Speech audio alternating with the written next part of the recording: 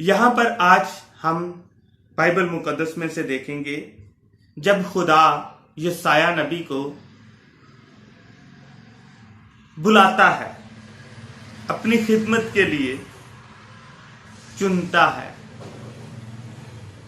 देखते हैं बाइबल मुकद्दस में से यशायाह नबी का सहीफा और उसका 6वां बाब और 8वीं आयत।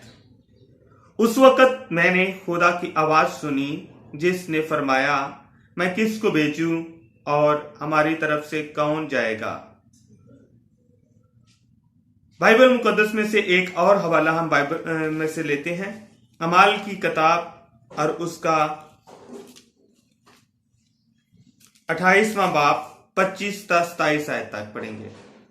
लिखा है, जब आपस में मुत्तफिक ना हुए तो पौलुस के उस एक बात के कहने पर रुखसत हुए कि रूहुल कुद्दुस ने यशायाह नबी की मार्फत तुम्हारे बाप दादा से खूब कहा कि इस उम्मत के पास जा कर कह कि तुम कानों से सुनोगे और हरगिज न समझोगे और आंखों से देखोगे और हरगिज मालूम न करोगे, क्योंकि उस उम्मत के दिल पर चर्बी छा गई है और वो कानों से ऊंचा सुनते हैं और उन्होंने अपनी आंखें बंद कर ली हैं। कहीं ऐसा ना हो कि आंखों से मालूम करें और कानों से सुने और दिल से समझें और रज्जू लाएं और मैं उन्हें शिफा बख्शूं। यह बाइबल मुकद्दस में क्या खूब बात कही जा रही है कि जब खुदा अपने बंदे को चुनता है, जब खुदा किसी से काम लेता है, जब खुदा किसी को अपनी बुलाहट के लिए बुलाता है, अपनी खिदमत के लिए बुलाता है, तो क्या होता है कि बहुत सारे लोग खुदा की उस बंदे के वसीला से खुदा की उस आवाज को सुन रहे होते हैं, खुदा की उस उन हुक्मों को सुन रहे होते हैं, लेकिन खुदा की तरफ से उन लोगों की कान बंद हो जाते हैं, अक्ल बंद हो जाती है, आंखें देखते हुए भी वो समझ नहीं पाती, देख नहीं पाती, मालूम नहीं कर पाती, क्योंकि उसकी उन लोगों की तरफ से खुदा के उस मंसूबे के तहत अक्ल आंखें बंद कर दी जाती हैं, ताकि वो बाइबल मुकद्दस के मुताबिक कि वो आंखों से देखते हुए मालूम ना कर सके, कानों से सुनते हुए समझ ना सके। ये है खुदा की कुदरत।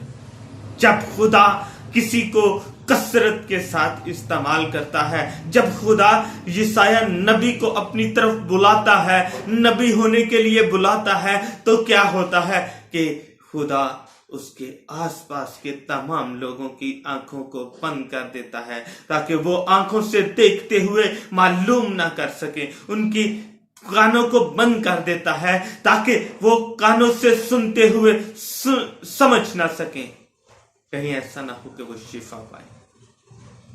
बाइबल मुकद्दस हमें बड़े वासिया अल्फाज में सिखाती है कि हमें खुदा पर इत्मीनान भरोसा रखना चाहिए, हमें खुदा की आवाज को सुनना चाहिए, खुदा की आवाज को परखना चाहिए, खुदा की आवाज को अपने अंदर महसूस करना चाहिए, ताकि हम खुदा के उस भेद को समझ सकें जो वो हमसे मुखातब है, जो हमसे वो कहना चाहता है।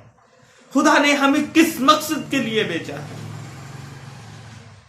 हमें खुदा की आवाज सुनाई देती है पर हम उसको अनसुना कर देते हैं। हम खुदा के मकसद को जानते हुए भी उसको समझ नहीं पाते। हम अपनी आंखों से ऐसी बातें, ऐसे काम देख रहे होते हैं पर हम उसको ना मालूम नहीं कर पाते। क्यों नहीं कर पाते? क्योंकि ये खुदा का मंसूबा है, क्योंकि खुदा ये कहता है कि तुमने नहीं, मैंने तुम्हें चुना है। खुदा अपना कलाम अपने लोगों पर जाहिर करता है।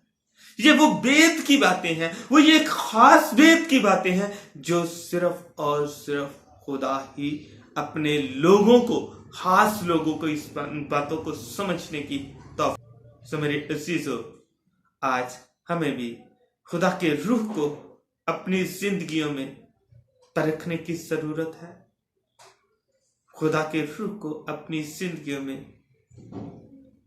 अपनाने की जरूरत है, खुदा के रूह को अपनी जिंदगियों में वेलकम करने की जरूरत है, खुदा की रूह की बातों को समझने की जरूरत है, ताकि हम खुदा के गहरे वेदों को समझ सके और उन पर अमल कर सके।